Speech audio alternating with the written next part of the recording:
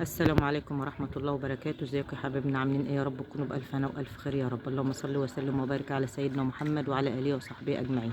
صباح الفل، صباح الهنا عليكم ان شاء الله بإذن الله. زي ما انتم شايفين كده النهارده حبايب قلبي انا نقلت الفراخ بتاعتنا من البوكسة ديت عليهم خلاص. النهارده بقالهم 33 يوم، فان شاء الله باذن الله بقى هيفضلوا في الحته الحوطيه دهيت او اوريهم لكم هم.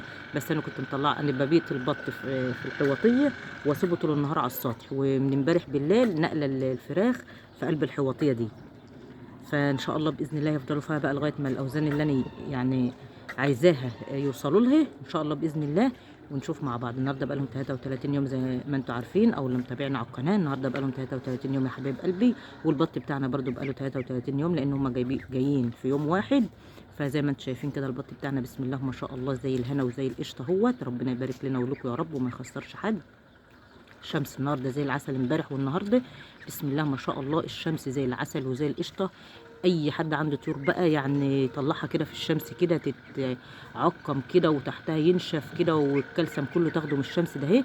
بسم الله ما شاء الله زي العسل. انتوا عارفين اليومين اللي كانوا قبل امبارح والنهارده كان الجو مغير وكان بنقط وكان الجو ساقع كده ومش متظبط خالص.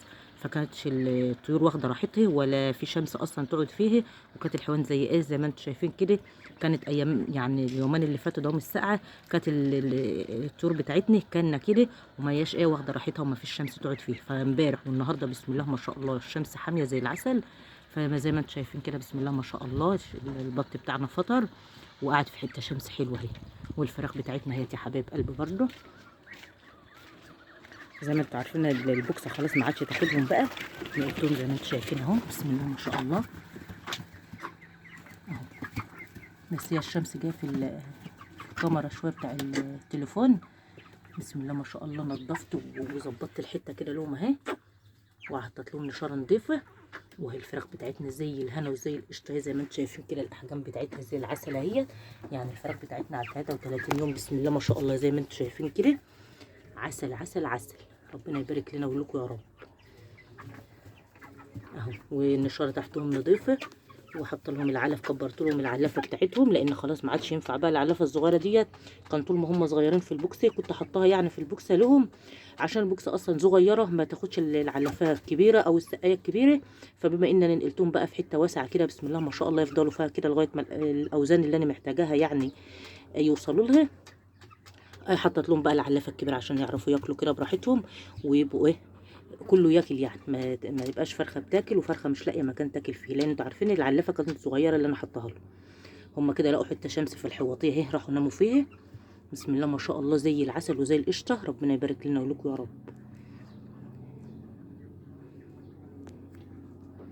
الفرخ لما بلاقي حته شمس بسم الله ما شاء الله بتبسط منها وبروحوا يناموا فيه. يعني دي فراخ بيضه كمان مش بطه اهو ومبسوطين بالحته الشمس. سايبين كل الحواطيه واسعه زي ما انتم شايفينها اهي ورايحين في حته شمس قاعدين فيها اهي. لان الشمس بسم الله ما شاء الله الطيور بتتبسط منها. وزي ما انا قلت لكم هي كالسيوم ونظافه للطيور بتاعتك.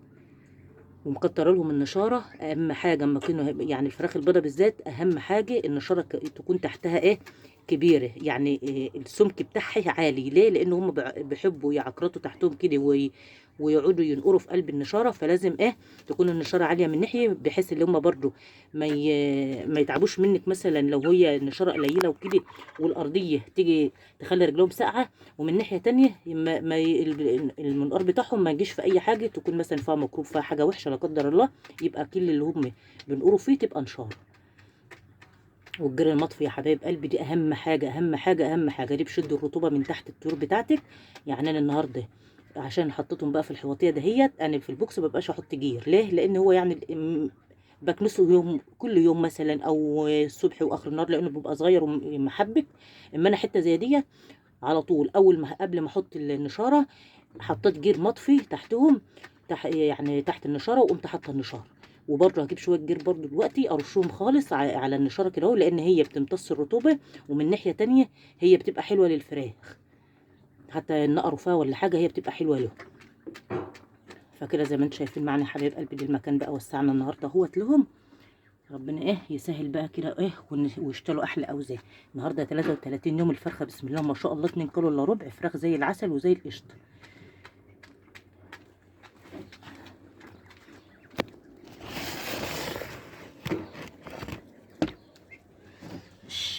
نقومهم بس كده. عارفين الفراخ البيضة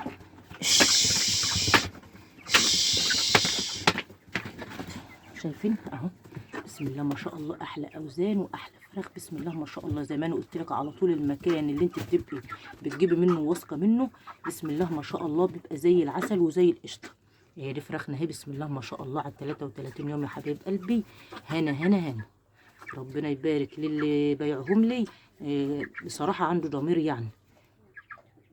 عمري ما جبت منه دورة فراخ ولا أي طيور إلا بسم الله ما شاء الله ما تبقى أنضف نوعية. ما يجيبش إلا الحاجة النضيفة بصراحة. أهو يا حبيب قلبي.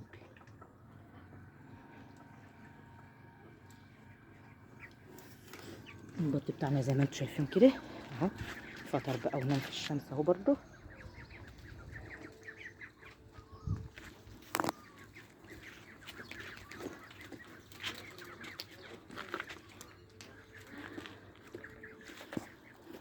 كانوا فاطرين، كنت حاطه لهم شويه علف، بعطروا كده شويه العلف، قلت لا خساره، حشت من قدامهم الاكل كله وسبت لهم شويه العلف ده. هون هي خلصوه من على الارض كده، خساره يعني ينقضوه من على الارض.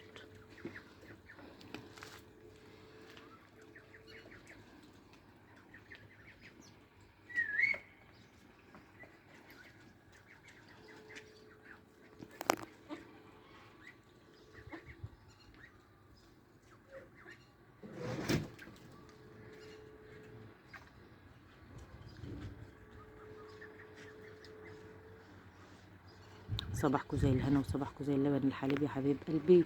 ربنا يجعل ايامنا كلها خير يا رب، وينصر اخواتنا في فلسطين. ما تنسوش يا جماعه الدعاء لاخواتنا في فلسطين، ربنا ينصرهم عاجلا غير اجلا يا رب العالمين. وادخل عليهم كده الايام الخير كلها اللي داخله علينا دهيت بالهنا والفرح، وانصرهم على اعدائهم يا رب العالمين. اخواتنا في فلسطين وجميع انحاء المسلمين، ربنا ينصرهم في جميع انحاء العالم يا رب. وارحم ابويا وامي وامواتنا واموات المسلمين يا رب العالمين. يا رب ترحم ابويا وامي وامواتنا واموات المسلمين اجمعين يا رب العالمين، ويجعل ايامنا كلها هنا وخير يا رب. فدي كان يوم معاكم النهارده حبيب قلبي، ودي كان الروتين بتاعي معاكم النهارده. حبيت اوريكم الفراخ بتاعتنا النهارده 33 يوم، نقلتها في مكان اوسع لان انتوا عارفين البوكسه ضاقت عليهم. ودي كان يوم معاكم النهارده. يا رب تكون الفيديوهات بتاعتي خفيفه عليكم وما كنتش بتقل عليكم، تكونوا بتستفادوا منها اي حاجه. ربنا يبارك لنا ولكم وما يخسرش حد يا رب، ولا يخسرش تعب حد. زي ما انا قلت لك، بتتعبي في الحاجه ربنا بيرضيكي فيها ان شاء الله باذن الله. جبت الحاجه لازم تهتمي بيها، مش تشتري الحاجه وهي صغيره وبعد كده تهملي فيها، لا. اهم حاجه الحاجه تاخدي بالك منها من اول ما انت تجيبيها لغايه ان شاء الله باذن الله ربنا ما يكرمك فيها ان شاء الله باذن الله. ربنا يكرمنا ويكرمكم يا رب، ورزقنا ورزقكم امين يا رب العالمين. دي كان يوم معاكم النهارده حبيب قلبي، ودي كان روتيني معاكم النهارده، والسلام عليكم ورحمه الله وبركاته.